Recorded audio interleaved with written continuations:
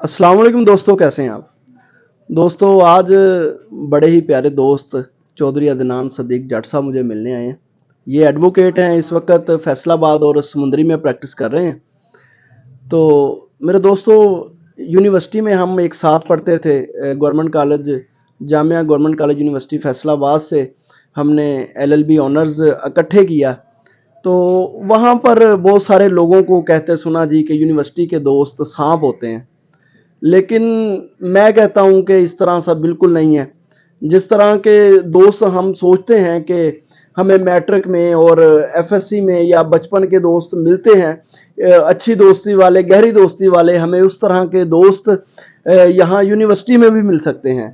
तो जो भी हमारे बैचमेट थे सब जानते हैं कि हमारी दोस्ती यूनिवर्सिटी में किस तरह से रही है। और अल्हम्दुलिल्लाह अब यूनिवर्सिटी को एक साल क्लोज हुए, एक साल हो चुका है, लेकिन उसके बाद भी हम आपस में मिलते हैं, उसी मोहब्बत से मिलते हैं, प्यार है आपस में गपशप करते हैं। वैसे का प्यार मोहब्बत का सिलसिला अभी तक जारी है।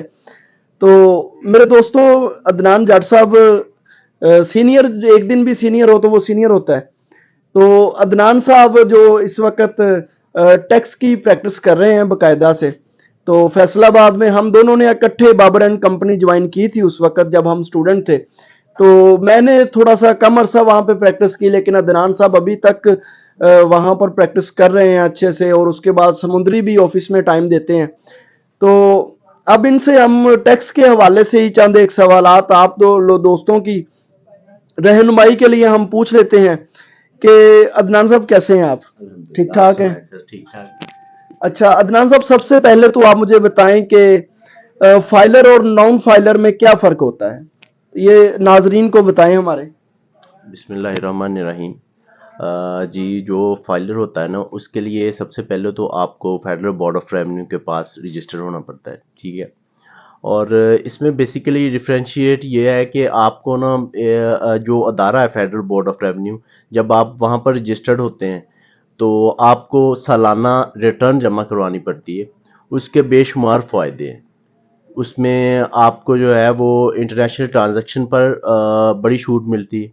ये गवर्नमेंट ऑफ पाकिस्तान दे रही है। ना सिर्फ इंटरनेशनल ट्रांजैक्शन पर, आप सेविंग अकाउंट करते हैं तो उस पर डबल टैक्स की बजाय सिंगल टैक्स आपको पे करना पड़ता है। आप चाहे प्रॉपर्टी खरीदते हैं या सेल करते हैं, उस पर भी आपको छूट मिलती है। इसके अलावा डेबिट या क्रेडिट ट्रांजैक्शन जो होती है बैंक्स की, उस पर भी आपको छूट मिलती है। ये आपको बेशुमार फ़ायदे मिलते हैं, बल्कि आगे से आगे बेशुमार फ़ायदे मिलेंगे। आने वाला कल जो है वो फाइलर का ही है। Non filer government of Pakistan में कोई बंदा नहीं रहने देना।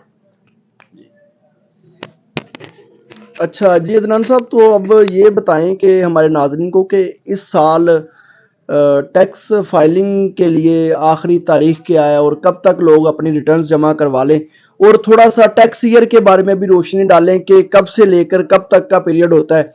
क्योंकि हमारे पास अक्सर टैक्स फाइलिंग के लिए लोग आते हैं, मेरे पास भी आते हैं, ज़ाहिर बात है आपके पास भी लोग आते हैं। तो उनको हमने बताना होता है इस सिलसिले में कि आप लोगों को स्टेटमेंट्स आप लोगों ने हमें प्रोवाइड करनी है, तो किस टैक्स पीरियड से कितने टाइम से लेकर कौन से मंथ से लेकर कौन से मंथ तक चाहिए होती है। और उसके बाद अगर प्रॉपर्टी की उन्होंने सेल परचेज की होती है तो किस मंथ से लेकर किस मंथ तक करनी होती है, उसमें आपने जो प्रॉपर्टी बाय की है उसके डॉक्यूमेंट्स हमें प्रोवाइड करने होते हैं। तो इस पर ज़रा रोशनी डालें आप। जी, मैं इस हवाले से आपको बता देता हूँ। वैसे तो हमारा जनवरी से जो है दिसंबर तक हमारा साल, लेकिन टैक्स ईयर जो है वो जुलाई से जून तक होता है।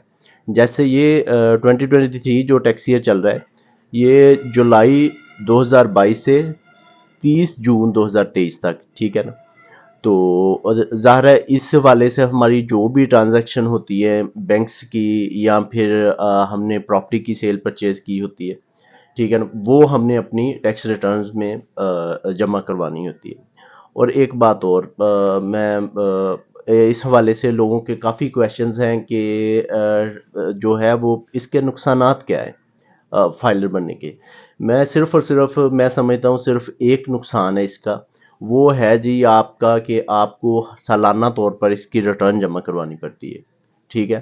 تو وہ کوشش کریں جو فائلر بن گئے ہیں وہ ضرور ریٹرن جمع کروائیں، اور پراپر جو ایڈوکیٹ ہیں ان سے جمع کروائیں، نہ کہ آپ جو ہے وہ جو اکثر بیٹھے ہوتے ہیں کچہری وغیرہ میں کہ 500 لے کر ہم فائلر کر دیتے ہیں، یا یہ وہ آپ کے لیے نقصان دہ ہوتے ہیں۔ جیسے ایک ڈاکٹر کی فیس 20,000 ہوتی ہے یا پھر 5,000 ہوتی ہے، یا پھر وہی ایک ڈاکٹر بیٹھا ہوتا ہے گاؤں میں، وہ آپ کو 200 لے کر 2 سے 3 گولیاں دے کر وہ بھی آرام آ جائے، لیکن وہ آپ کو نہیں پتا آتا وہ آنے والے دنوں میں آپ کے لیے نقصان دہ ہوتی ہیں۔